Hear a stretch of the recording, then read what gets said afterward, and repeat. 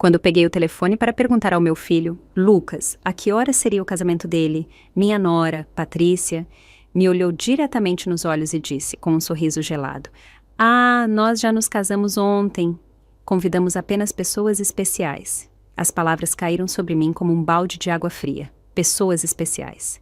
Eu, que durante 3 anos paguei o aluguel de R$ 1.500 por mês, que comprei cada móvel da casa deles, que enchi a geladeira quando não tinham nem o que comer, eu não era uma pessoa especial. Fiquei ali parada na sala da minha própria casa, segurando o telefone como se pesasse 1.000 quilos, vendo meu filho evitar meu olhar enquanto Patrícia se ajeitava no sofá que eu lhes comprei. O vestido rosa que eu havia escolhido para o casamento deles estava pendurado, inútil, no meu guarda-roupa, junto com os sapatos novos e a ilusão de fazer parte do dia mais importante da vida do meu único filho. Eu havia gastado R$ 600 naquele vestido, pensando em como ficaria linda nas fotos do casamento de Lucas, fotos nas quais eu nunca apareceria. Durante semanas, eu havia planejado cada detalhe. Eu tinha separado um dinheiro extra para lhes dar R$ 3.000 como presente de casamento. Eu tinha ligado para minha irmã no Rio de Janeiro para contar a boa notícia. Eu tinha limpado minha casa de cima a baixo porque pensei que talvez eles viessem celebrar comigo depois da cerimônia. Tudo isso desmoronou em 1 segundo com aquelas 4 palavras envenenadas. Apenas pessoas especiais. Lucas finalmente levantou os olhos e me disse, com uma voz que soava ensaiada: "Mãe, foi algo íntimo, muito pequeno, só nós dois e as testemunhas." Mas eu sabia que era mentira. Vi as fotos nas redes sociais. Vi os pais de Patrícia posando orgulhosos ao lado dos noivos. Vi os irmãos dela brindando com champanhe. Vi o vestido branco de Patrícia, que eu ajudei a pagar com os R$ 300 que dei para as despesas pessoais dela no mês passado. Vi tudo o que não fui convidada para ver. Uma semana depois, exatamente 7 dias após aquela humilhação, Patrícia me ligou com uma voz completamente diferente. Já não era a mulher segura que me havia excluído do casamento. Agora ela parecia desesperada, quase suplicante. "Dulce, o aluguel está atrasado, o proprietário está nos pressionando e diz que se não pagarmos esta semana, ele vai nos despejar. Você esqueceu de fazer a transferência." A voz dela tremia ligeiramente, como se o mundo estivesse desabando sobre ela. Fiquei em silêncio por alguns segundos, lembrando-me de todas as vezes que havia corrido ao banco para fazer aquela transferência, todas as vezes que havia cancelado meus próprios planos para garantir que eles tivessem um teto, todas as vezes que havia comido feijão com arroz para poder dar-lhes dinheiro para os caprichos deles. E agora, depois de me excluir do momento mais importante de suas vidas, eles tinham a audácia de me ligar como se nada tivesse acontecido. "Patrícia", eu disse, com uma calma que me surpreendeu, "eu não te avisei que só ajudo pessoas especiais?" O silêncio do outro lado da linha foi tão profundo que pude ouvir meu próprio coração batendo. Pela primeira vez em anos, não era eu quem tremia, era ela. "Dulce, não entendo", ela gaguejou. "Sempre fomos especiais para você. Você é como uma segunda mãe para mim."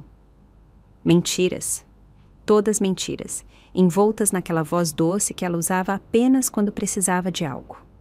A mesma voz que ela havia usado para me pedir dinheiro para o vestido de noiva, para a lua de mel, para as alianças que eu ajudei a financiar sem saber que jamais veria a cerimônia onde eles as trocariam. Durante tantos anos, vivi com essa sensação constante de pisar em ovos, medindo cada palavra, cada gesto, cada presente, esperando receber uma migalha de carinho do meu próprio filho. Fui a mãe perfeita, a sogra complacente, a provedora silenciosa que nunca protestava quando me tratavam como se eu fosse invisível. Mas aquela frase, "apenas pessoas especiais", despertou algo em mim que estava adormecido há muito tempo. Calculei mentalmente quanto dinheiro eu havia gasto com eles nesses 3 anos. Entre aluguel, comida, presentes, emergências e caprichos, mais de R$ 60.000. R$ 60.000 que tirei da minha aposentadoria, das minhas economias, do dinheiro que meu falecido marido deixou para que eu vivesse tranquila nos meus últimos anos. E tudo para quê? Para ser tratada como uma estranha no dia do casamento do meu próprio filho. Naquela noite, depois de desligar o telefone, sentei na minha cama e chorei. Mas não eram lágrimas de tristeza, Eram lágrimas de raiva, de frustração acumulada, de anos de humilhações engolidas em silêncio. Chorei por todas as vezes que me fizeram sentir que meu amor era um fardo, que minha presença era um estorvo, que meu dinheiro era a única coisa valiosa que eu tinha a oferecer. Chorei pela mãe tola que eu havia sido, pela mulher que se perdeu na tentativa de ser indispensável para quem a considerava descartável. Quando acordei na manhã seguinte, algo havia mudado dentro de mim. Não era apenas a dor da traição, era algo mais profundo, mais frio. Levantei da cama e me olhei no espelho do banheiro. Os mesmos olhos cansados de sempre, as mesmas rugas que contam histórias de anos, entregando amor sem recebê-lo de volta. Mas havia algo diferente no meu olhar, uma dureza que eu não reconhecia, uma determinação que havia estado enterrada sob anos de complacência. Fui para a cozinha e preparei café, como todas as manhãs durante os últimos 40 anos. Mas desta vez não pensei em ligar para Lucas para perguntar como ele tinha amanhecido. Não revisei meu telefone, esperando alguma mensagem dele pedindo desculpas pela humilhação do dia anterior. Pela primeira vez em muito tempo, minha primeira preocupação do dia fui eu mesma. Sentei na mesa, onde tantas vezes havia planejado surpresas para eles, onde havia contado notas para as despesas deles, onde havia chorado em silêncio quando me tratavam com indiferença. Agora, aquela mesa seria testemunha de algo completamente diferente. Peguei minha caderneta de cheques, meus extratos bancários e comecei a fazer cálculos. Eu queria ver com números exatos o tamanho da minha própria estupidez. Aluguel mensal, R$ 1.500 por 36 meses, R$ 45 mil. Comida e despensa. Aproximadamente R$ 500 mensais, R$ 18 mil a mais. Presentes de aniversário, Natal, aniversários de casamento. Pelo menos R$ 9 mil. Emergências médicas de Patrícia, R$ 2.400. O empréstimo para o carro que nunca me devolveram, R$ 7.500. O conserto do ar-condicionado do apartamento deles, R$ 300.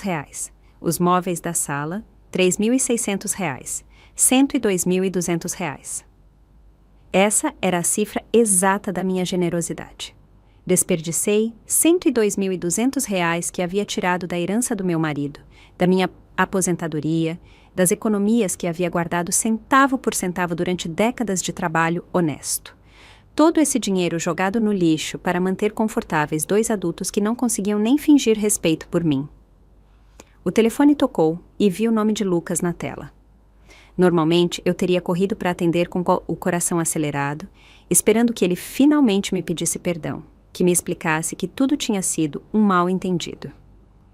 Mas desta vez, deixei tocar uma vez, 2 vezes, 3 vezes. Finalmente parou e eu continuei bebendo meu café como se nada tivesse acontecido.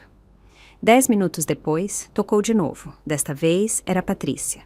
Também a deixei tocar. Depois, chegou uma mensagem de texto de Lucas. Mãe, atende o telefone. Precisamos falar com você urgentemente. Apaguei a mensagem sem responder. Às 2 da tarde, decidi sair para caminhar. Fazia meses que eu não fazia isso sem um propósito específico. Sem uma tarefa relacionada a eles. Era sempre o banco para fazer transferências. O supermercado para comprar algo que eles precisavam, a farmácia para os medicamentos de Patrícia. Hoje, caminhei só porque quis. Passei pelo parque onde costumava levar Lucas quando ele era criança. Lembrei-me daquele menino doce que me abraçava forte e me dizia que eu era a melhor mãe do mundo. Em que momento ele se tornou esse homem que me tratava como se eu fosse um caixa eletrônico com sentimentos? Quando comecei a confundir amor com dinheiro? Quando comecei a acreditar que tinha que comprar o carinho do meu próprio filho? No banco, onde tantas vezes havia feito transferências automáticas, parei em frente à porta. O gerente, Sr. Carlos Abreu, me viu através do vidro e me cumprimentou com a mão. Eu o conhecia há anos. Ele havia processado cada uma das minhas transferências para Lucas e Patrícia. Havia visto minha conta esvaziar mês após mês para encher a deles. Entrei e fui direto para o escritório dele. Sr. Carlos, eu disse, preciso cancelar todas as transferências automáticas que tenho programadas. Ele me olhou surpreso. Durante 3 anos, Aquelas transferências haviam sido tão regulares quanto o nascer do sol. Você tem certeza, dona Dulce? Aconteceu alguma coisa? A preocupação dele era genuína, mais genuína do que qualquer interesse que Lucas havia demonstrado por mim nos últimos meses. Aconteceu que finalmente abri os olhos. Eu respondi. Quero cancelar tudo e também quero informações sobre como proteger minhas contas. Não quero que mais ninguém tenha acesso ao meu dinheiro. Enquanto Carlos processava os cancelamentos, meu telefone não parava de tocar. Lucas, Patrícia, Lucas, de novo. Era como se eles tivessem desenvolvido um radar para detectar quando a fonte de renda deles estava em perigo. Desliguei o telefone completamente. Dona Dulce, disse Carlos enquanto me entregava os papéis, desculpe-me por me intrometer, mas em todos esses anos eu a vi muito generosa com sua família. Espero que não estejam a pressionando para fazer essas mudanças. As palavras dele me tocaram profundamente. Este homem, que mal me conhecia além das transações bancárias, mostrava mais preocupação genuína com meu bem-estar do que meu próprio filho. Não estão me pressionando, Sr. Carlos. Pelo contrário, finalmente parei de me pressionar. Quando saí do banco, senti-me estranhamente leve, como se tivesse deixado um peso enorme naquele escritório. Pela primeira vez em anos, meu dinheiro era completamente meu. Não tinha compromissos financeiros com pessoas que me viam como um recurso em vez de um ser humano. Caminhei para casa pensando em todas as coisas que havia deixado de fazer para agradar Lucas e Patrícia, as viagens que não fiz para economizar dinheiro para eles, as amigas que deixei de ver porque estava sempre disponível para as emergências deles. Os hobbies que abandonei porque cada real que gastava em mim mesma era um real a menos para as necessidades deles. Ao chegar em casa, encontrei 3 carros estacionados em frente à minha porta. O de Lucas, o de Patrícia e um que eu não reconheci. Havia movimento dentro da minha casa através das janelas. Meu sangue gelou. Eles tinham chaves.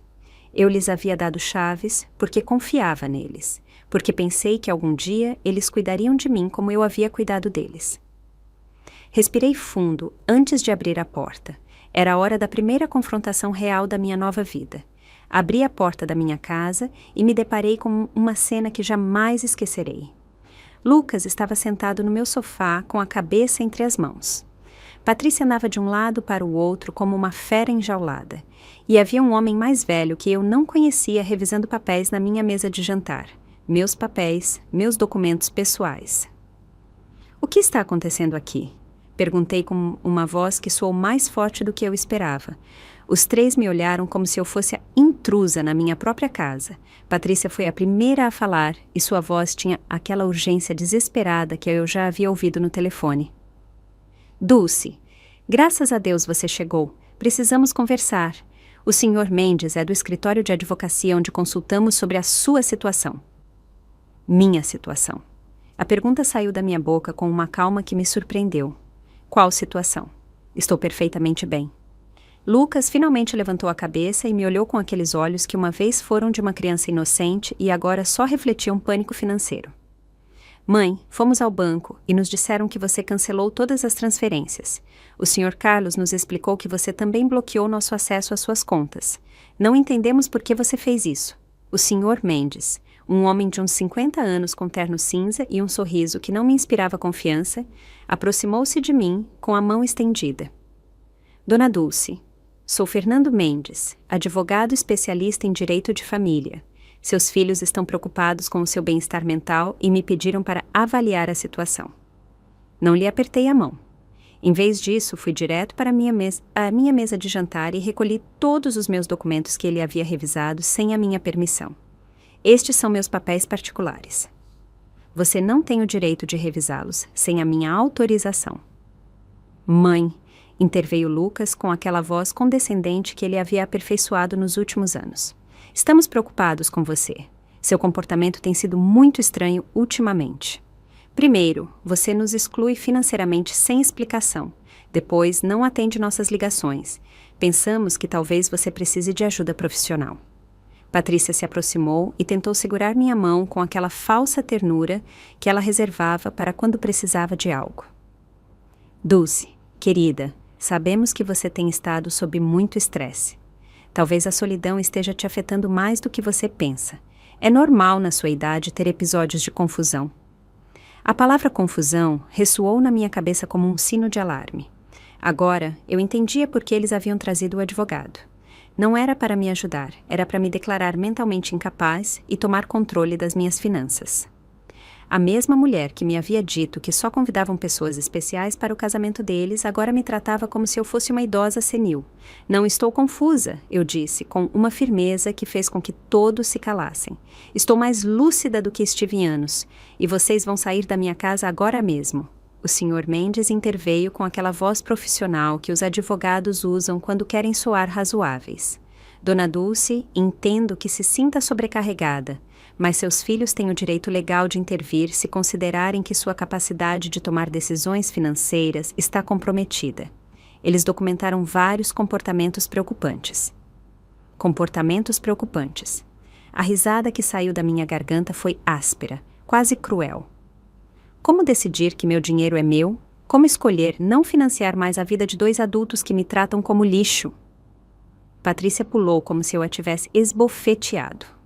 Nós nunca te tratamos mal. Você é parte da nossa família. Tudo o que você tem um dia será nosso de qualquer forma. Estamos apenas adiantando o processo. Aí estava a verdade nua e crua. Tudo o que eu tinha um dia seria deles. Na mente deles, eu já estava morta. E eles estavam apenas cobrando a herança adiantada. Não importava se eu tinha 70 anos pela frente ou 70 dias. Para eles, eu era apenas uma conta bancária com pernas que havia se tornado problemática. Fora! Eu disse apontando para a porta. Os 3, fora da minha casa.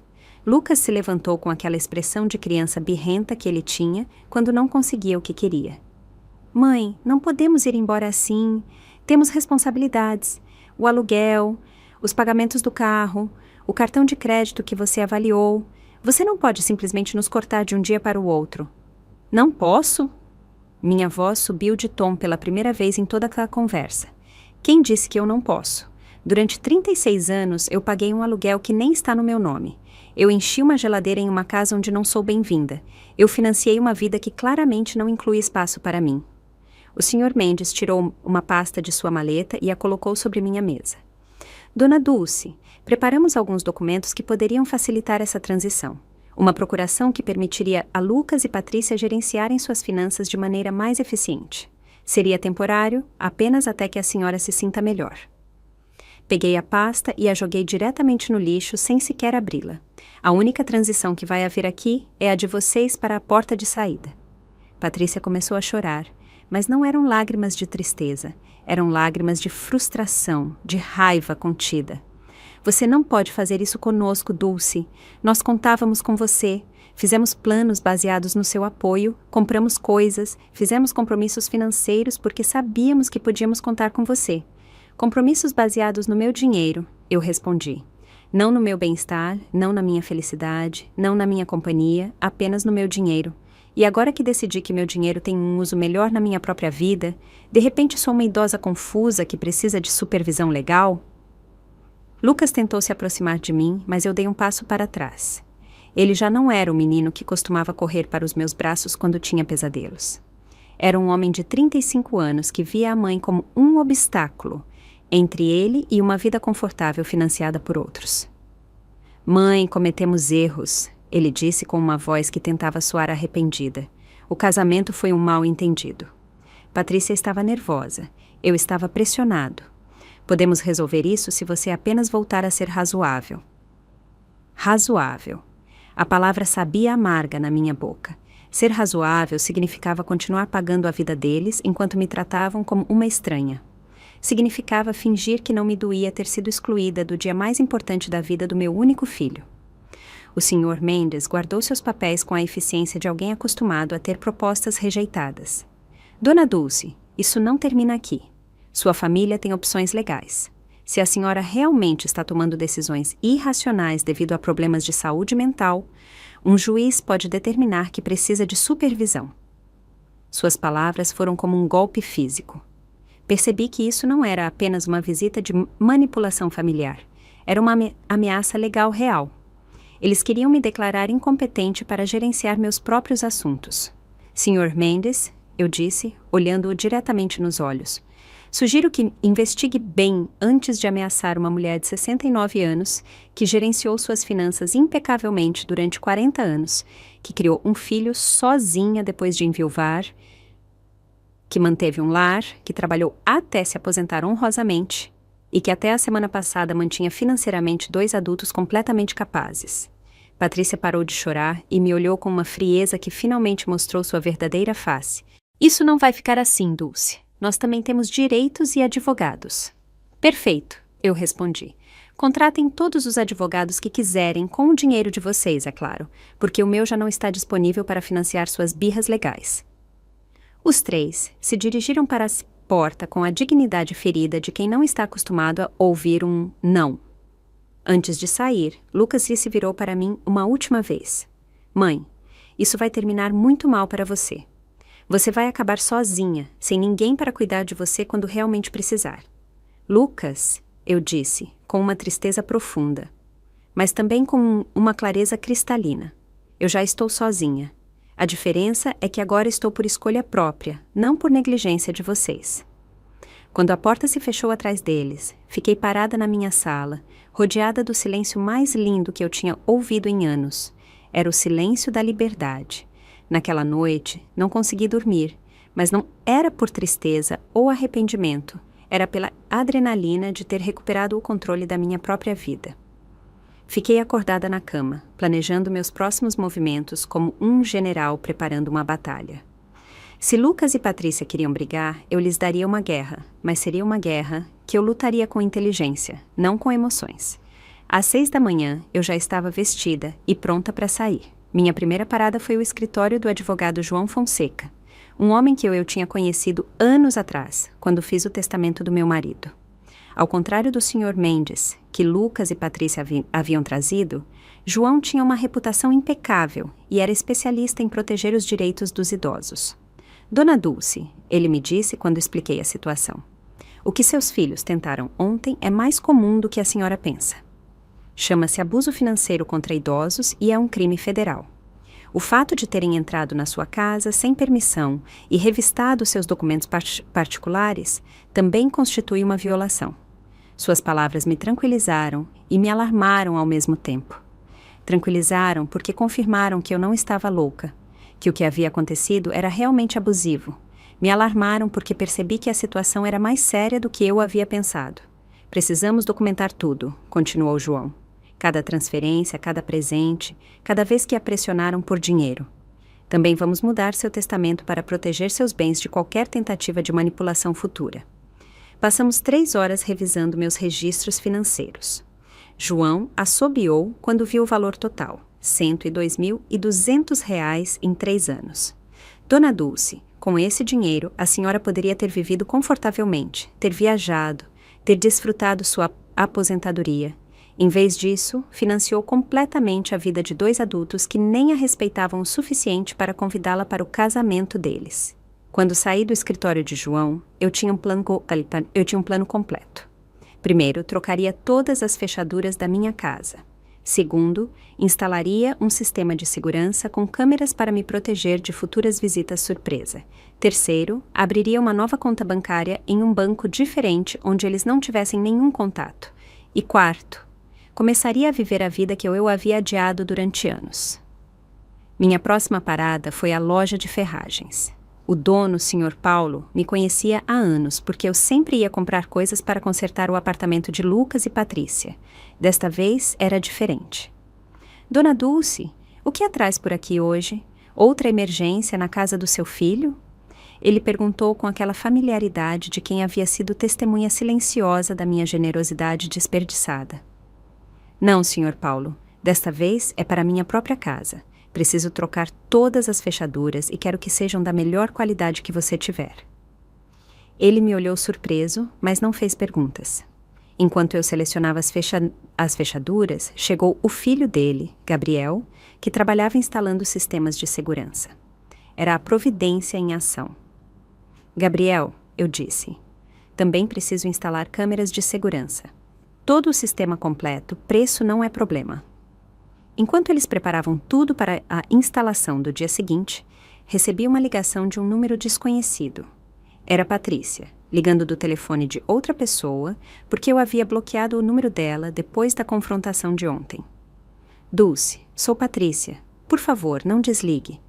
Precisamos conversar como adultos civilizados. Fale, eu disse secamente. Olha, entendo que você esteja chateada por causa do casamento. Foi um erro. Lucas e eu conversamos e queremos te compensar. O que você acha de organizarmos um jantar especial para celebrar nosso casamento com você? Podemos fazer na sua casa, cozinhar juntas como antes. A manipulação em suas palavras era tão óbvia que quase me deu vontade de rir. Patrícia, quanto vocês devem de aluguel exatamente? O silêncio do outro lado confirmou que eu o havia acertado em cheio. Bem, são 2 meses, R$ 3.000 no total, mas não é só por isso que estou ligando, Dulce. Realmente sentimos sua falta em nossas vidas. Sentem minha falta ou sentem falta do meu dinheiro? Perguntei diretamente. As duas coisas, ela respondeu com uma honestidade que me surpreendeu. Dulce, não vou mentir. Sim, precisamos da sua ajuda financeira, mas também te amamos. Você é importante para nós. Se sou tão importante, eu disse, por que não fui importante o suficiente para estar no casamento de vocês? Por que não sou importante o suficiente para receber uma ligação que não seja pedindo dinheiro? Quando foi a última vez que me ligaram só para saber como eu estava? Outro silêncio. Ambas sabíamos a resposta. Nunca. Patrícia, vou te explicar algo uma única vez. Durante 3 anos, vocês me trataram como um caixa eletrônico com sentimentos. Me usaram, me ignoraram, me humilharam e finalmente me insultaram da pior maneira possível. Agora que o dinheiro acabou, de repente descobrem que me amam. Dulce, por favor, eu a interrompi. Não há por favor que valha. Vocês fizeram sua escolha quando decidiram que eu não era especial o suficiente para estar no casamento de vocês. Agora, eu estou fazendo a minha. Desliguei o telefone e o apaguei completamente. Não queria mais interrupções durante meu dia de libertação. Naquela tarde, fui ao salão de beleza onde não ia ir há mais de 1 ano. Eu sempre cancelava minhas consultas porque Lucas ou Patrícia precisavam de algo urgente, ou porque o dinheiro que eu tinha guardado para mim acabava sendo uma emergência deles. Dona Dulce! Gritou Cíntia, minha cabeleireira favorita. Que surpresa! Pensei que tinha se esquecido de nós. Não me esqueci, Cíntia. Só me esqueci de que eu também mereço ser cuidada. Fiz o tratamento completo. Corte, cor, manicure, pedicure. Pela primeira vez em anos, gastei dinheiro em mim mesma sem sentir culpa. Enquanto Cíntia trabalhava no meu cabelo, ela me contou sobre a vida dela, seus filhos, seus sonhos. Era refrescante ter uma conversa que não girava em torno das necessidades de Lucas e Patrícia. A senhora está linda, Dona Dulce, ela me disse quando terminou. Mas mais do que isso, a senhora está livre. Aconteceu algo bom? Sim, Cíntia. Finalmente aprendi a dizer não. Quando cheguei em casa naquela tarde, havia um carro estacionado em frente à minha porta que eu não reconheci. Meu coração acelerou por um momento, pensando que talvez Lucas e Patrícia tivessem voltado com reforços. Mas, quando me aproximei, vi que era uma mulher mais velha sentada nos degraus da minha entrada. Dona Dulce? Ela perguntou quando desci do carro. Sim, sou eu. Em que posso ajudar? Sou Renata Viana. Moro na casa ao lado. Há anos somos vizinhas, mas nunca tivemos a oportunidade de conversar. Ontem ouvi vozes muito altas na sua casa e fiquei preocupada. Está tudo bem? A preocupação genuína dela me tocou profundamente. Ali estava uma estranha mostrando mais interesse no meu bem-estar do que meu próprio filho. Entre, dona Renata. Vou preparar um café e vou te contar uma história que você não vai acreditar. Enquanto preparava café, contei a ela toda a situação.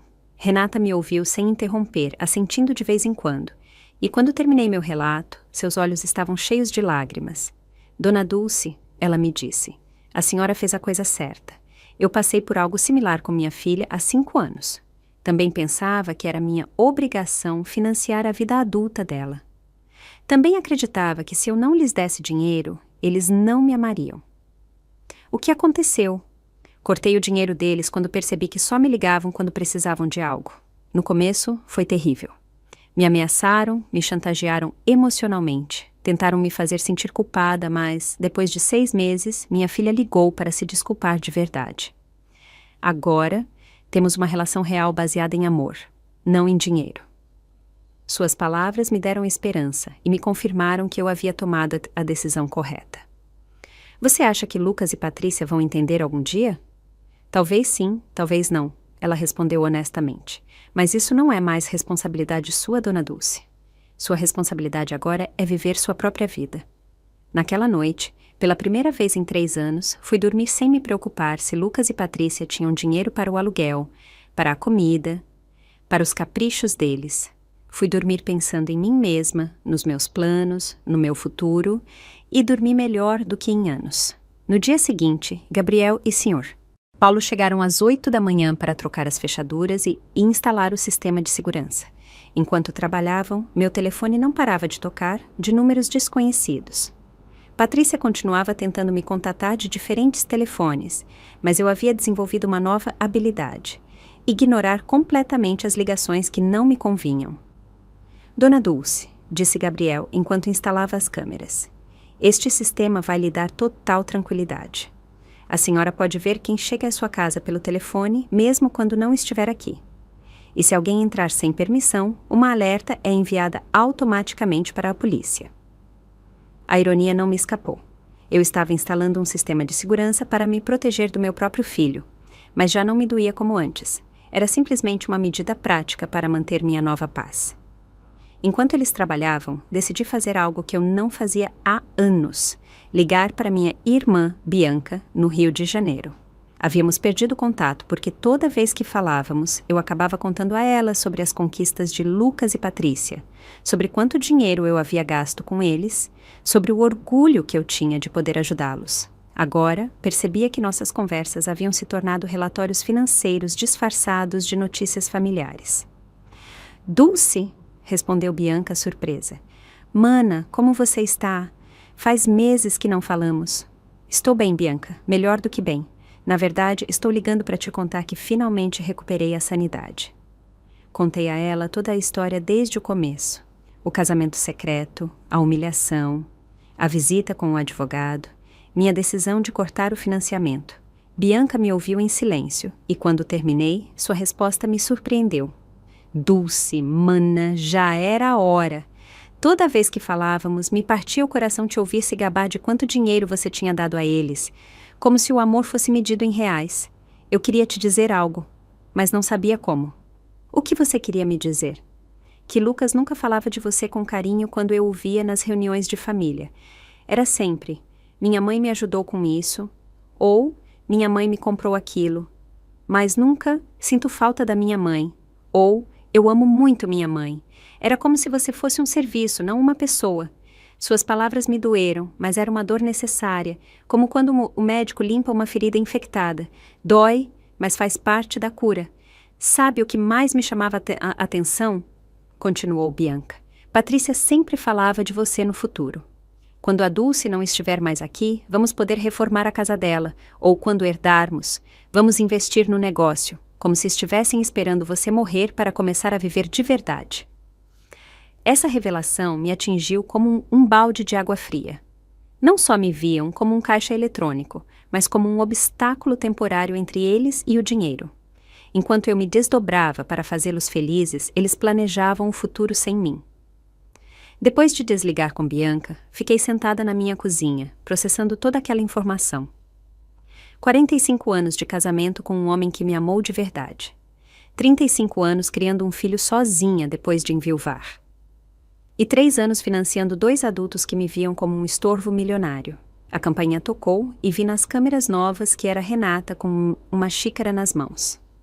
Abri a porta e ela me ofereceu café fresco. Pensei que você poderia precisar de companhia depois de tudo o que me contou ontem.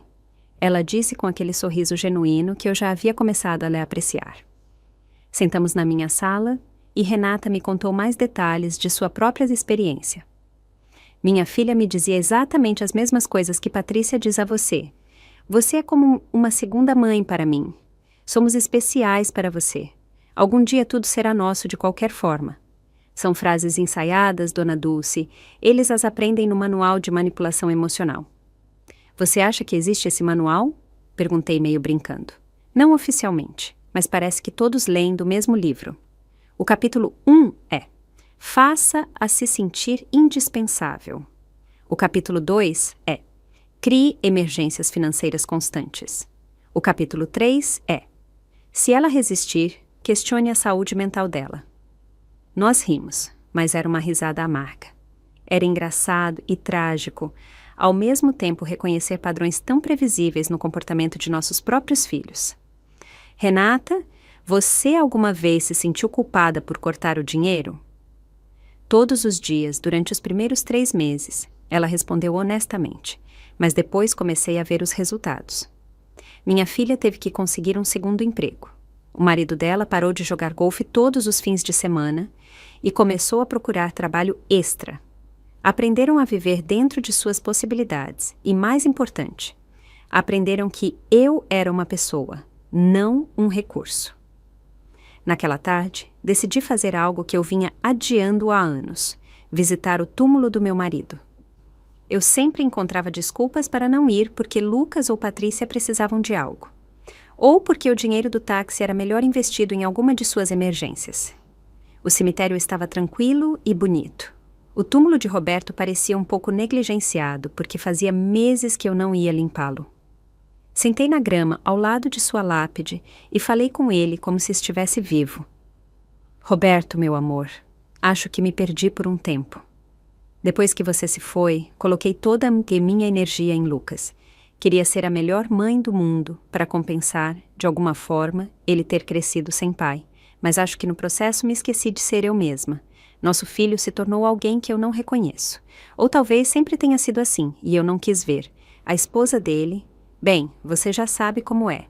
O dinheiro que você deixou para eu viver tranquila, eu gastei para mantê-los. Mas não mais, amor. Já aprendi.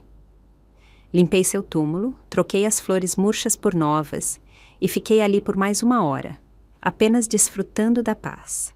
Pela primeira vez em anos, eu não tinha pressa de ir para casa para resolver alguma crise de Lucas e Patrícia.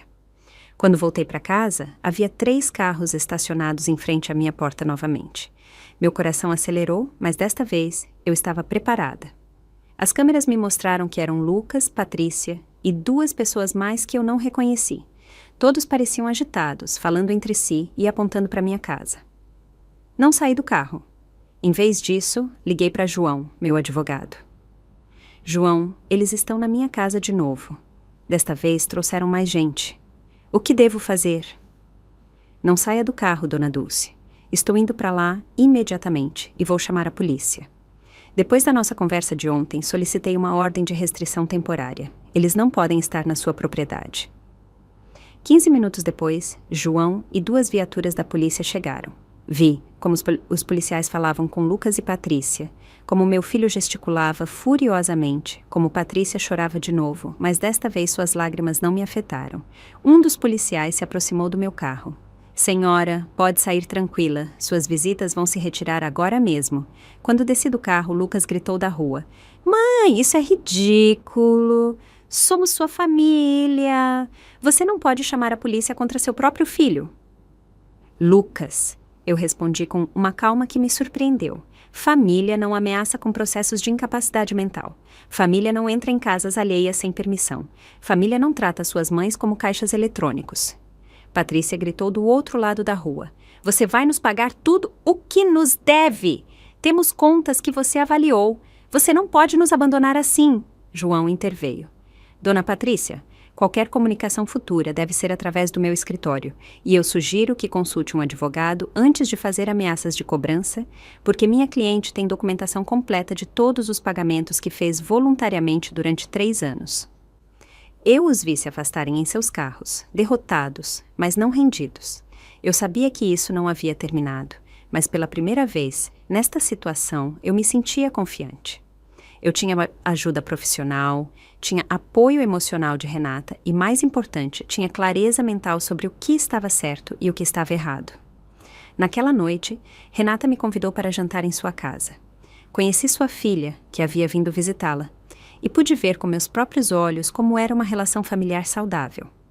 Elas falavam com respeito, perguntavam genuinamente sobre suas vidas, riam juntas. A filha não pediu dinheiro nem uma única vez durante toda a noite. Isso é o que eu queria com Lucas. Eu confessei a Renata quando a filha dela se foi. E talvez um dia você tenha, ela respondeu. Mas primeiro, ele tem que aprender que você é uma pessoa que merece respeito, não apenas uma fonte de renda. Pela primeira vez em semanas, fui dormir sentindo-me esperançosa sobre o futuro. Os dias seguintes foram estranhamente pacíficos. As câmeras de segurança me mostravam que Lucas e Patrícia passavam em frente à minha casa várias vezes ao dia. Às vezes devagar, às vezes estacionando por alguns minutos, mas sem descer. Era como se estivessem estudando minha rotina, buscando o momento perfeito para o próximo movimento. João havia me aconselhado a documentar cada uma dessas visitas, então eu mantinha um registro detalhado com datas e horas. A persistência deles vai trabalhar a nosso favor, ele havia me dito. Cada vez que eles aparecem depois que dissemos para não se aproximarem, isso fortalece nosso caso para ordem de restrição permanente. Na sexta-feira de manhã, eu estava tomando café da manhã tranquilamente quando a campainha tocou. As câmeras me mostraram uma mulher jovem, muito bem vestida, com uma pasta nas mãos e um sorriso profissional. Eu não a reconhecia, mas algo em sua postura me dizia que não era uma visita social. Bom dia, Dona Dulce, ela me disse quando abri a porta. Sou investigadora social do Departamento de Serviços para Idosos. Recebemos uma denúncia de que a senhora poderia estar em situação de risco e precisamos fazer uma avaliação de bem-estar. Meu sangue gelou. Lucas e Patrícia haviam escalado a situação. Já não eram apenas ameaças de advogados particulares. Agora, eles haviam envolvido o governo. Posso ver sua identificação? Perguntei, tentando manter a calma. Claro! Ela me mostrou uma credencial oficial que parecia legítima. Sou a assistente social Clara Rocha. Posso entrar para falar com a senhora? Deixei-a entrar porque sabia que me negar teria sido pior para o meu caso. Clara sentou na minha sala e tirou um formulário da pasta dela. Dona Dulce, recebemos relatórios de que a senhora teve mudanças significativas em seu comportamento financeiro, que cortou a comunicação com sua família e que mostrou sinais de paranoia, instalando sistemas de segurança desnecessários. Também nos informaram que a senhora rejeitou ajuda médica e legal de seus entes queridos. Cada palavra havia sido cuidadosamente escolhida para me fazer soar como uma idosa desequilibrada. Reconheci a mão de Patrícia na redação. Ela sempre havia sido hábil manipulando as palavras para conseguir o que queria. Senhorita Clara, eu disse com toda a dignidade que pude reunir, gostaria de ligar para meu advogado antes de responder qualquer pergunta. Senhora, isso não é um interrogatório legal, é uma avaliação de bem-estar. Se a senhora não tem nada a esconder, não deveria haver problema em conversar comigo. A frase, se não tem nada a esconder, me deixou com raiva. Era a mesma lógica que os abusadores usavam para justificar suas invasões. Se você é inocente, não deveria reclamar que violem sua privacidade. Senhorita, vou ligar para meu advogado. Você pode esperar aqui ou pode voltar outro dia, mas não vou responder perguntas sem representação legal presente. Liguei para João e ele chegou em 20 minutos. Quando ele entrou e viu a assistente social, sua expressão endureceu. Senhorita Rocha, ele disse depois de revisar a identificação dela. Espero que tenha uma ordem judicial para estar aqui, porque minha cliente está sob minha representação legal e qualquer avaliação não autorizada constitui assédio. Senhor, respondeu Clara com menos confiança do que antes. Temos relatórios de família preocupada com o bem-estar da senhora. É nosso dever investigar. Que família? Perguntou João secamente. A mesma família que tentou fazê-la assinar uma procuração sem representação. A mesma família que entrou na casa dela sem permissão e revisou seus documentos particulares. A mesma família que a excluiu de eventos importantes enquanto vivia do dinheiro dela. João tirou uma pasta de sua maleta e a colocou sobre a mesa. Aqui tenho documentação completa de abuso financeiro e emocional contra minha cliente. R$ 102.200 extraídos de suas contas em 3 anos. Exclusão social sistemática e chantagem emocional.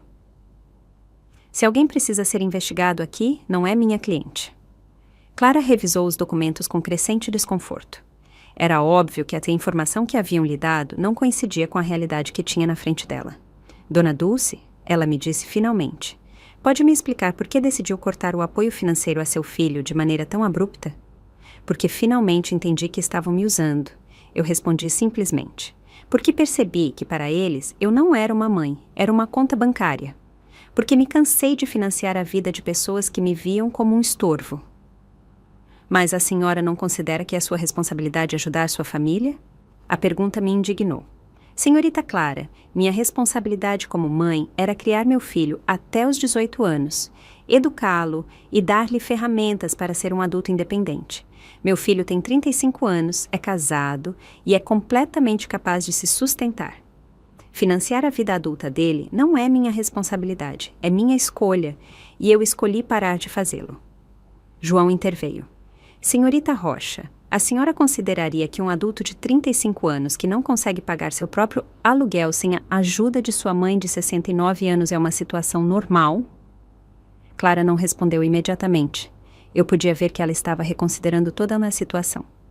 Dona Dulce, ela me perguntou depois de um momento, a senhora gerencia suas próprias finanças? Completamente. Posso mostrar meus extratos bancários, meus investimentos, meus pagamentos de impostos. Tudo está em dia e em ordem. Vive independentemente? Como pode ver, mantenho minha casa limpa, cuido-me fisicamente, gerencio meu próprio transporte, tenho relações sociais saudáveis com meus vizinhos. Toma medicamentos? Apenas vitaminas e suplementos. Não tenho condições médicas que exijam medicação. João acrescentou. Minha cliente acaba de passar por avaliações médicas completas como parte do nosso processo legal. Está em perfeito estado de saúde mental e física. Clara fechou sua pasta e suspirou. Dona Dulce, com base nesta conversa e na documentação que revisei, não vejo evidências de que a senhora esteja em risco ou precise de intervenção. Vou fechar este caso. Depois que ela se foi, João e eu ficamos em silêncio por alguns minutos. Dulce, ele me disse finalmente. Isso vai continuar escalando. Lucas e Patrícia não vão parar até recuperarem acesso ao seu dinheiro. Precisamos nos preparar para o próximo movimento. Naquela tarde, enquanto refletia sobre a visita da assistente social, percebi algo importante. Eu já não me sentia como uma vítima, me sentia como uma mulher que havia tomado controle de sua vida e que estava disposta a defendê-la. Liguei para Bianca para contar o que havia acontecido. Dulce, mana, ela me disse depois de ouvir tudo. Você percebe o que mais me impressiona nesta história? Não é o quão mal Lucas e Patrícia se comportaram, é o quão forte você se tornou. Suas palavras me tocaram profundamente. Ela tinha razão. Há um mês, a visita de uma assistente social teria me devastado.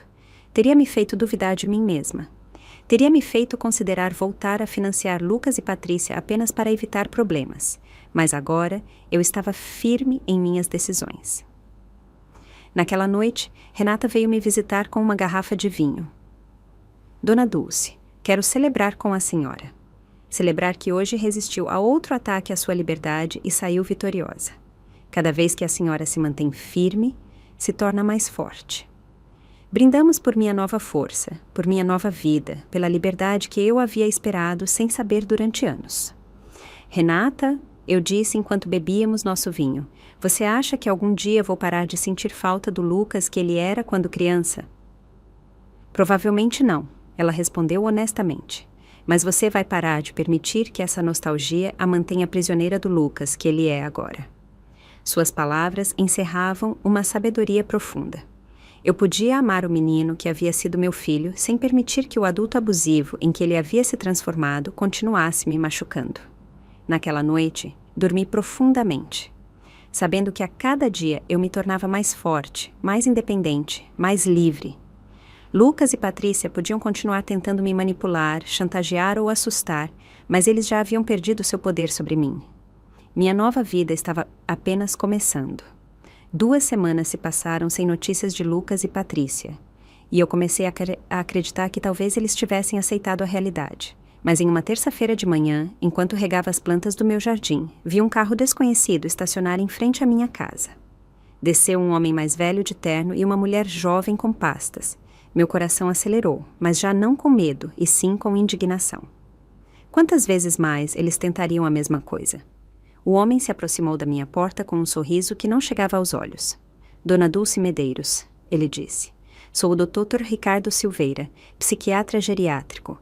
Esta é minha assistente, a doutora Patrícia. Coincidência de nome com a nora. Sua família nos contratou para fazer uma avaliação do seu estado mental. Não preciso de avaliação psiquiátrica, eu disse, do meu jardim, sem me aproximar. E vocês estão em propriedade privada sem autorização.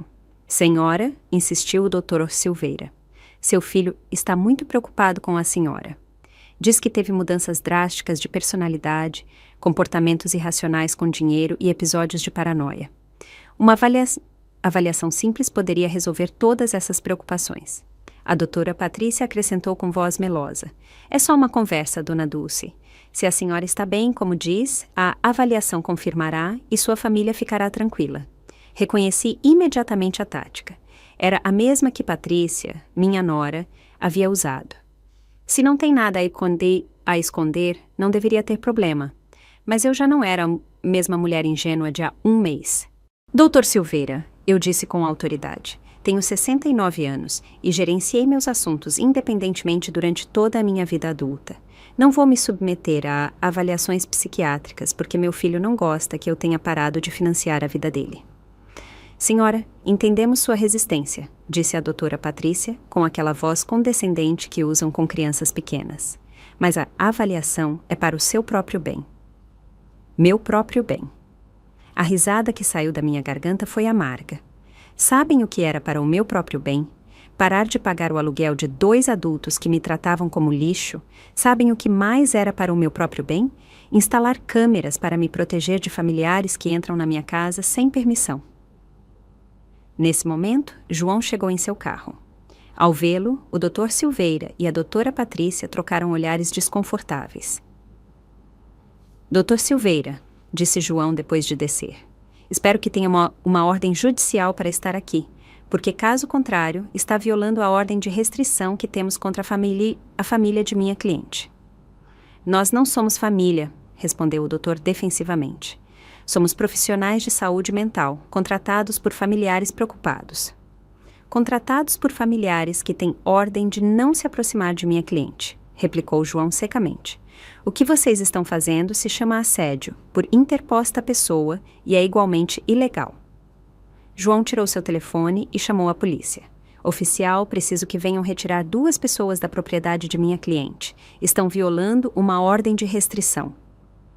Enquanto esperávamos a polícia, o Dr. Silveira tentou justificar sua presença.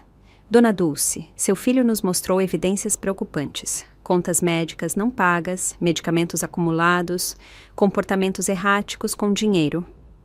Doutor, eu o interrompi. Meu filho mentiu para o senhor. Não tenho contas médicas pendentes porque não estou doente. Não tenho medicamentos acumulados porque não tomo medicamentos. E meus comportamentos com dinheiro são perfeitamente racionais. Parei de doá-lo a pessoas que me maltratavam. Mas e senhora? Insistiu a doutora Patrícia. Sua família diz que a senhora ameaçou deserdá-los completamente. Que mudou seu testamento sem consultar ninguém. Claro que mudei meu testamento. Minha voz subiu de tom pela primeira vez em toda uma conversa. Por que vou deixar minha herança para pessoas que me excluem dos momentos importantes de suas vidas? Por que vou premiar o abuso com dinheiro? Chegaram 2 viaturas da polícia e o oficial Oliveira, que já conhecia a situação por visitas anteriores, aproximou-se do Dr. Silveira. Doutor, preciso que se retire desta propriedade imediatamente. Esta senhora tem uma ordem de proteção vigente. Oficial, somos profissionais de saúde. Não estamos violando nenhuma lei. Sim, estão violando, interveio João. Estão aqui como representantes de pessoas que estão proibidas de se aproximar de minha cliente. É assédio indireto. O Dr. Silveira e a doutora Patrícia se foram resmungando. Mas antes de entrar no carro, a doutora Patrícia me gritou. Dona Dulce, sua família só quer ajudá-la. Não permita que a isolem das pessoas que a amam. As pessoas que me amam não tentam me declarar louca para roubar meu dinheiro. Gritei de volta. Depois que eles se foram, João e eu sentamos na minha sala para planejar o próximo passo. Dulce, isso já saiu do controle. Lucas e Patrícia estão gastando dinheiro que não têm contratando profissionais para tentar declará-la incompetente. Isso significa que estão desesperados. O que mais eles podem fazer? Podem tentar um processo de interdição. É caro e difícil de ganhar, mas se conseguirem um juiz simpático e um psiquiatra disposto a testemunhar a favor deles, poderiam conseguir que lhe fosse nomeado um tutor. A ideia me aterrorizou. Eles poderiam tirar o controle do meu dinheiro. Eles podem tentar, mas temos evidências sólidas de que a senhora está completamente sã e de que eles são motivados por ganância, não por preocupação genuína. Naquela tarde, liguei para Bianca para desabafar. Mana, ela me disse depois de ouvir meu relato, você se dá conta do quão longe eles estão dispostos a ir por dinheiro? Estão arriscando relações familiares, gastando com advogados e médicos, destruindo sua própria reputação, tudo para recuperar o acesso à sua conta bancária. Suas palavras me fizeram refletir. Lucas e Patrícia haviam revelado sua verdadeira natureza completamente. Não havia volta. Não havia possibilidade de reconciliação genuína. Para eles, eu nunca havia sido uma mãe ou uma sogra respeitada. Sempre havia sido apenas dinheiro com pernas. Essa revelação, embora dolorosa, também foi libertadora. Eu já não tinha que me perguntar se estava tomando a decisão correta. Eu já não tinha que sentir culpa por me proteger. Eles mesmos haviam demonstrado que meu bem-estar emocional e físico lhes importava menos que meu dinheiro. À noite, Renata veio me visitar com uma surpresa. Ela havia convidado seu grupo de amigas do clube de jardinagem para me conhecer. Dulce, ela me apresentou. Estas são minhas amigas Cíntia, que você já conhece do salão, Maria, Carmen e Esther. Todas nós passamos por situações semelhantes com familiares abusivos. Passamos a noite compartilhando histórias. Maria havia tido que impor limites a um irmão que constantemente lhe pedia dinheiro emprestado. Carmen havia cortado relações com uma filha que só a visitava quando precisava de dinheiro.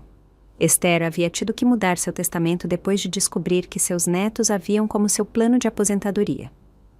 O que mais me dói, eu confessei, não é perder o dinheiro que lhes dei, é perceber que nunca tive o amor que pensei que tinha. Dulce, me disse Esther com a sabedoria de seus 80 anos, o amor verdadeiro não se compra nem se vende. Se você tinha que pagar por ele, nunca foi real. Suas palavras foram como um bálsamo para minha alma ferida. Ela tinha razão. Eu havia estado comprando atenção, não amor. Eu havia estado financiando uma ilusão. Sabem o que descobri? Eu disse às minhas novas amigas. Que a solidão rodeada de gente que não te ama é pior do que a solidão de estar sozinha. Pelo menos agora, quando estou sozinha, estou em boa companhia. Todas riram e brindamos a nossa nova sabedoria. Naquela noite, depois que minhas novas amigas se foram, sentei no meu jardim para pensar. As estrelas brilhavam mais do que nunca. Ou talvez eu as estivesse vendo com olhos mais claros. Pela primeira vez na minha vida adulta, eu estava completamente sozinha financeiramente. Eu não tinha dependentes, não tinha responsabilidades econômicas com ninguém mais do que comigo mesma. E, em vez de me assustar, essa realidade me emocionava. Eu podia viajar se quisesse, podia reformar minha casa, podia comprar roupas bonitas, podia doar para instituições de caridade que me importavam, podia investir no meu próprio futuro em vez de financiar o presente de pessoas ingratas. A liberdade tinha gosto de esperança e pela primeira vez em anos eu tinha vontade de planejar meu futuro. Um mês depois da visita do psiquiatra, pensei que finalmente havia vencido a guerra. Eu havia me estabelecido em uma rotina linda. Tomava café da manhã tranquila, lendo o jornal. Cuidava do meu jardim, almoçava com Renata ou alguma de minhas novas amigas e à tarde me dedicava a atividades que havia abandonado durante anos. Eu havia retomado a pintura, algo que me apaixonava antes de me tornar a financeira pessoal de Lucas e Patrícia. Mas em uma quinta-feira de manhã, enquanto pintava umas flores no meu cavalete novo, João chegou à minha casa com uma expressão sombria que me gelou o sangue. Dulce, precisamos conversar. Lucas e Patrícia apresentaram uma ação formal de interdição no juizado de família. Estão pedindo que lhe seja nomeado um tutor legal. As palavras caíram sobre mim como pedras. Eu sabia que era uma possibilidade, mas ouvi-las em voz alta as tornava terrivelmente reais. Isso significa que podem tirar o controle do meu dinheiro? Se um juiz determinar que a senhora não tem capacidade para gerenciar seus assuntos, Sim, poderiam nomear Lucas como seu tutor legal, o que lhe daria controle total sobre suas finanças. Sentei pesadamente no meu sofá, sentindo o peso da traição mais profunda que eu havia experimentado na minha vida. Meu próprio filho estava tentando me declarar legalmente incompetente para roubar meu dinheiro. João, que evidências eles podem ter? Você mesmo viu que estou perfeitamente sã. Eles têm declarações de 3 testemunhas que dizem tê-la visto se comportando de maneira errática. Também apresentaram contas médicas que, segundo eles, a senhora não pagou, e medicamentos que supostamente está acumulando sem tomar. Mas isso é mentira! Não tenho contas médicas pendentes nem medicamentos acumulados. Eu sei, Dulce, mas eles fabricaram evidências convincentes. Também tem a declaração do Dr. Silveira dizendo que a senhora se recusou a cooperar com uma avaliação psiquiátrica, o que eles interpretam como evidência de deterioração mental. A manipulação era diabólica. Eles haviam transformado minha recusa em me submeter a um exame desnecessário em evidência de doença mental. Haviam usado meu instinto de me proteger contra eles como prova de que eu precisava de proteção. Quem são as 3 testemunhas? João consultou seus papéis. Patrícia, claro, um vizinho chamado Sr. Oliveira e alguém que diz ser seu farmacêutico, Dr. Souza. Sr. Oliveira era o vizinho do outro lado da rua, um homem desagradável que sempre tivera problemas comigo, porque minhas amigas às vezes estacionavam em frente à casa dele. Dr. Souza era de fato meu farmacêutico, mas eu não entendia o que ele poderia ter dito contra mim. Preciso falar com o Dr. Souza, eu disse a João. Algo não está certo aí. Fomos juntos à farmácia naquela mesma tarde. Dr. Souza me recebeu com surpresa e nervosismo. Dona Dulce, que prazer vê-la. Como está? Dr. Souza, me disseram que o senhor assinou uma declaração dizendo que eu tenho comportamentos erráticos com meus medicamentos. Seu rosto ficou vermelho como um tomate. Dona Dulce, sua nora veio há algumas semanas perguntando sobre seus medicamentos. Ela me disse que estava preocupada porque a senhora estava agindo estranho. E o que o senhor disse a ela? Expliquei que a senhora mal compra vitaminas e aspirinas ocasionais, que não tem prescrições médicas regulares, mas ela insistiu que isso era prova de que a senhora não estava cuidando de sua saúde adequadamente. João interveio. Dr. Souza, o senhor assinou algum papel?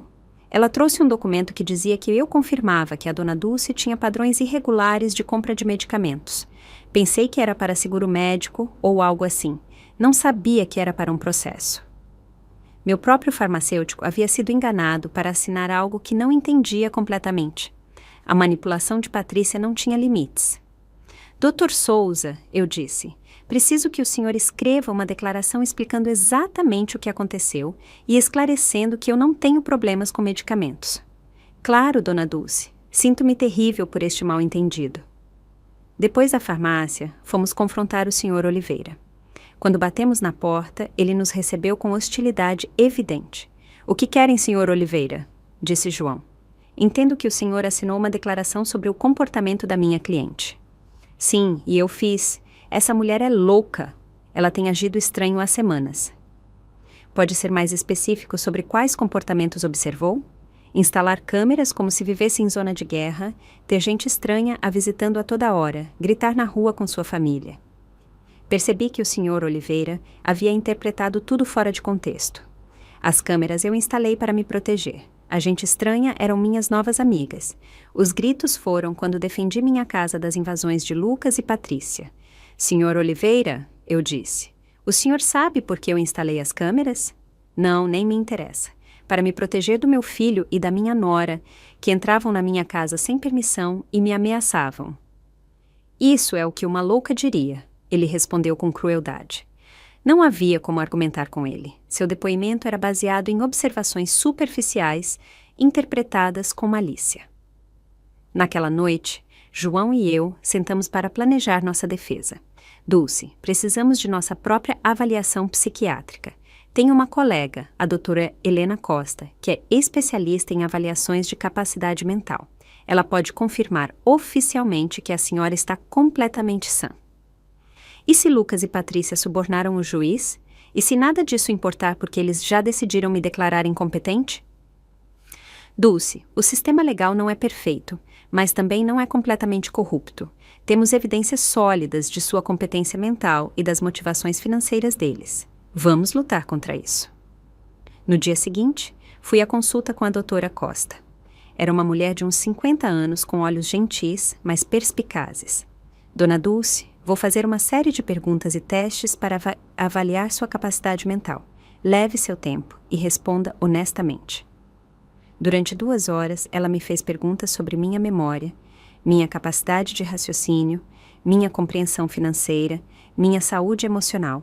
Também me fez testes cognitivos e me pediu para resolver problemas matemáticos e lógicos. Dona Dulce, ela me disse no final, seus resultados estão muito acima da média para sua idade. Não só a senhora está mentalmente competente, como sua função cognitiva é excelente. Doutora, por que a senhora acha que minha família está fazendo isso?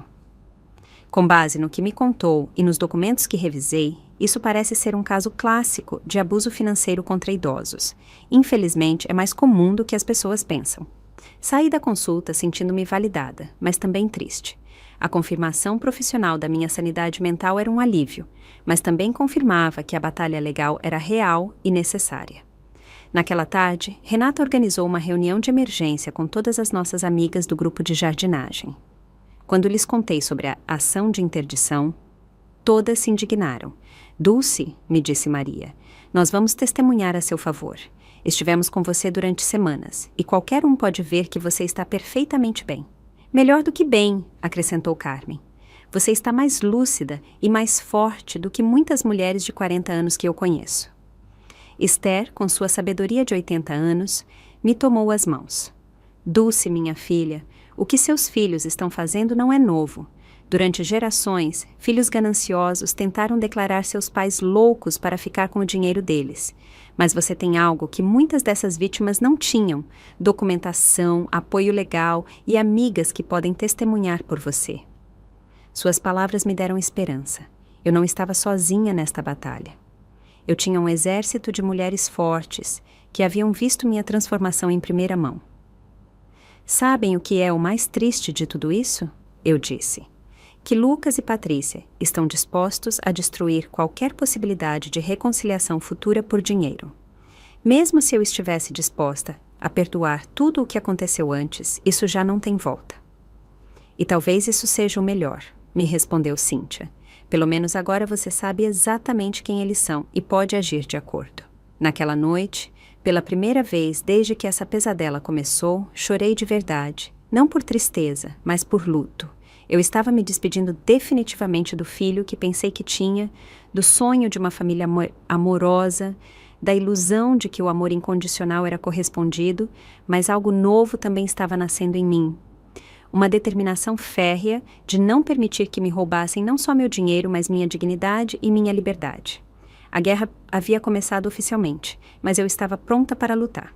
O dia do julgamento chegou 3 semanas depois. Levantei cedo, vesti meu melhor terno preto e me olhei no espelho com uma determinação que nunca havia sentido. Hoje não seria julgada apenas minha capacidade mental. Seria julgada minha dignidade como ser humano, meu direito de viver livre de abuso, meu valor além da minha conta bancária. João chegou às 7 da manhã para repassar nossa estratégia uma última vez. Dulce, lembre-se que o ônus da prova está sobre eles. Eles têm que demonstrar que a senhora é incompetente. Nós só temos que mostrar que não é. E se o juiz já estiver predisposto contra mim? O juiz Castro tem reputação de ser justo. Investiguei seus casos anteriores e ele não favorece automaticamente as famílias. Ele se importa em proteger os direitos dos idosos. Chegamos ao tribunal às 9. No corredor, vi Lucas com um terno novo que ele provavelmente havia comprado para a ocasião e Patrícia vestida de preto como se estivesse em um funeral.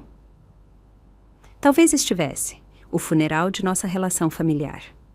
Quando nossos olhares se cruzaram, Lucas evitou meus olhos, mas Patrícia manteve o olhar com uma frieza que me confirmou que para ela isso era simplesmente um negócio. O advogado deles era um homem mais velho, elegante, com o tipo de confiança que vem de ganhar casos semelhantes anteriormente. Quando ele começou sua alegação inicial, sua estratégia foi clara: me pintar como uma idosa confusa que havia sido manipulada por estranhos para me afastar da minha família amorosa. Meritíssimo, ele disse com voz solene. A dona Dulce Medeiros tem mostrado uma deterioração mental evidente nos últimos meses. Ela cortou todo o apoio financeiro à sua família sem explicação racional. Ela instalou sistemas de segurança desnecessários devido à paranoia e se isolou de seus entes queridos sob a influência de vizinhos e advogados que claramente estão se aproveitando de sua condição vulnerável. Cada palavra havia sido cuidadosamente escolhida para fazer com que meu empoderamento soasse como demência, que minha liberdade soasse como manipulação externa. Em seguida chamaram suas testemunhas. Patrícia foi a primeira a depor e sua atuação foi digna de um Oscar. Ela chorou ao descrever como eu havia mudado completamente, como eu havia me tornado hostil e paranoica, como eu havia me isolado da família que me amava. Meritíssimo, ela disse com voz embargada. Dulce sempre foi como uma segunda mãe para mim. Ver sua deterioração mental tem sido devastador. Só queremos ajudá-la a receber o cuidado que precisa. Mentiras envoltas em lágrimas convincentes. Quando João a interrogou, as rachaduras em sua história começaram a aparecer. Dona Patrícia, pode dizer ao tribunal quando foi a última vez que ligou para minha cliente sem ser para pedir dinheiro? Patrícia gaguejou. Bem, nós sempre conversávamos sobre muitas coisas. Pode dar uma data específica? Não me lembro de datas exatas, mas é certo que a senhora e seu marido se casaram sem convidar minha cliente. Foi uma cerimônia muito pequena. É certo que, quando minha cliente perguntou sobre o casamento, a senhora lhe disse que haviam convidado apenas pessoas especiais? Patrícia ficou vermelha. Essas palavras foram tiradas de contexto. Qual seria o contexto correto para dizer à sua sogra que ela não é uma pessoa especial? Ela não conseguiu responder convincentemente. Lucas foi o próximo. Vê-lo no banco das testemunhas, jurando dizer a verdade enquanto se preparava para mentir sobre minha saúde mental, foi um dos momentos mais dolorosos da minha vida. Este era o menino que eu havia criado sozinha, a quem eu havia dedicado minha vida inteira. Minha mãe sempre foi muito generosa conosco, ele testemunhou. Mas ultimamente ela se tornou errática e irracional. Acreditamos que ela está sendo manipulada por pessoas que estão se aproveitando dela. Quando João o interrogou, a máscara caiu completamente. Senhor Lucas, quanto dinheiro recebeu de sua mãe nos últimos 3 anos? Não sei a quantia exata. 300 mil reais lhe parece aproximadamente correto? Talvez. Ela sempre foi generosa. E quantas vezes visitou sua mãe sem pedir dinheiro? O silêncio foi ensurdecedor. É certo que a senhora e seu esposo entraram na casa de minha cliente sem permissão e revistaram seus documentos particulares? Estávamos preocupados com ela. É certo que trouxeram um advogado para pressioná-la a assinar uma procuração? Queríamos ajudá-la a gerenciar suas finanças. Aos 35 anos, o senhor precisa da ajuda de sua mãe de 69 anos para pagar seu aluguel? Lucas não conseguiu responder com dignidade. O senhor Oliveira testemunhou sobre meus supostos comportamentos erráticos. Mas quando João lhe perguntou sobre os detalhes, ele admitiu que nunca havia falado comigo diretamente e que toda a sua informação era baseada em observações superficiais. O Dr. Silveira testemunhou que minha recusa em me submeter a uma avaliação era evidência de deterioração mental. Mas João apresentou a documentação de nossa avaliação com a doutora Costa, que contradizia completamente suas conclusões. Então chegou a nossa vez. João chamou primeiro o Dr. Souza, meu farmacêutico, que explicou como havia sido enganado para assinar uma declaração que deturpava meus hábitos de compra de medicamentos. A doutora Costa testemunhou sobre meu excelente estado mental, apresentando os resultados dos testes cognitivos que haviam sido impecáveis. O senhor Carlos, do banco, testemunhou sobre minha competência financeira, explicando que minhas decisões de cancelar transferências automáticas haviam sido completamente racionais e processadas corretamente. Renata e minhas amigas do grupo de jardinagem testemunharam sobre minha lucidez, minha nova vitalidade e minha capacidade de manter relações sociais saudáveis. Finalmente, chegou a minha vez de testemunhar. Levantei-me com dignidade e caminhei até o banco das testemunhas, sentindo o peso de 69 anos de experiência, de sabedoria conquistada através da dor, de força descoberta na adversidade. João me guiou através do meu depoimento, permitindo-me contar minha história completa. Os R$ 102.200 gastos em 3 anos, a humilhação de ser excluída do casamento, a manipulação emocional constante, a invasão da minha privacidade, as ameaças legais. Dona Dulce, perguntou João finalmente, por que decidiu cortar o apoio financeiro a seu filho e sua nora? Porque finalmente entendi que não era amor o que recebia deles. Respondi com voz clara e forte. Era uma transação comercial disfarçada de relação familiar. Meu dinheiro era bem-vindo, mas eu como pessoa não era. A senhora se arrepende de sua decisão? Só me arrependo de ter demorado tanto para tomá-la. O advogado de Lucas tentou me fazer parecer confusa durante seu interrogatório, mas cada uma de suas perguntas eu respondi com clareza e precisão. Quando ele tentou sugerir que minhas novas amizades haviam me manipulado, expliquei que pela primeira vez em anos eu tinha relações baseadas em respeito mútuo, não em interesse financeiro. Em suas alegações finais, o advogado de Lucas continuou insistindo que eu era uma vítima de manipulação externa. João foi demolidor em sua resposta. Meritíssimo, o que vimos aqui não é o caso de uma idosa incompetente, e sim o de uma mulher que finalmente encontrou a força para se libertar de anos de abuso financeiro e emocional. Os demandantes não apresentaram evidências médicas reais de incompetência mental. O que apresentaram é frustração, porque sua fonte de renda decidiu exercer seu direito legal e moral de proteger seus próprios recursos. O juiz Castro retirou-se para deliberar por 2 horas que pareceram 2 anos. Quando ele retornou, sua expressão era séria, mas clara. Depois de revisar todas as evidências apresentadas, ele começou. É evidente para este tribunal que a dona Dulce Medeiros está em pleno uso de suas faculdades mentais. As avaliações psiquiátricas profissionais confirmam sua competência cognitiva. Suas decisões financeiras, embora possam ser dolorosas para sua família, são completamente racionais e estão dentro de seus direitos. Meu coração começou a bater mais rápido. Mais ainda, continuou o juiz, a evidência sugere que esta ação está motivada por interesse financeiro, mais do que por preocupação genuína com o bem-estar da dona Medeiros. O tribunal nega completamente o pedido de interdição. Eu havia ganhado. Havia ganhado não apenas a batalha legal, mas minha liberdade, minha dignidade, meu direito de viver sem ser abusada por aqueles que deveriam me amar. Quando saímos do tribunal, vi Lucas e Patrícia falando furiosamente com seu advogado. Patrícia me lançou um olhar de ódio puro antes de se afastar. Lucas me olhou mais uma vez e, por um segundo, vi algo que poderia ter sido arrependimento. Mas já era tarde demais. Naquela noite, Renata organizou uma celebração em minha casa com todas as nossas amigas. Brindamos pela justiça, pela liberdade, pela irmandade de mulheres fortes que se apoiam mutuamente. Dulce, me disse Esther, hoje você não só ganhou um processo, você ganhou sua vida de volta. Ela tinha razão. Pela primeira vez em anos, o futuro me pertencia completamente. Eu podia viajar, podia amar, podia criar, podia viver sem medo, sem culpa, sem manipulação. 3 meses depois, vendi minha casa e me mudei para um lindo apartamento perto do centro da cidade. Doei metade do meu dinheiro para organizar organizações que protegem idosos do abuso familiar. Com a outra metade, comecei a viver a vida que sempre quis. Viajei para a Europa, fiz aulas de arte, me juntei a grupos de voluntariado. Nunca mais tive notícias de Lucas e Patrícia. Ouvi, por terceiros, que eles haviam tido que se mudar para um apartamento menor e que Patrícia havia conseguido trabalho pela primeira vez em anos.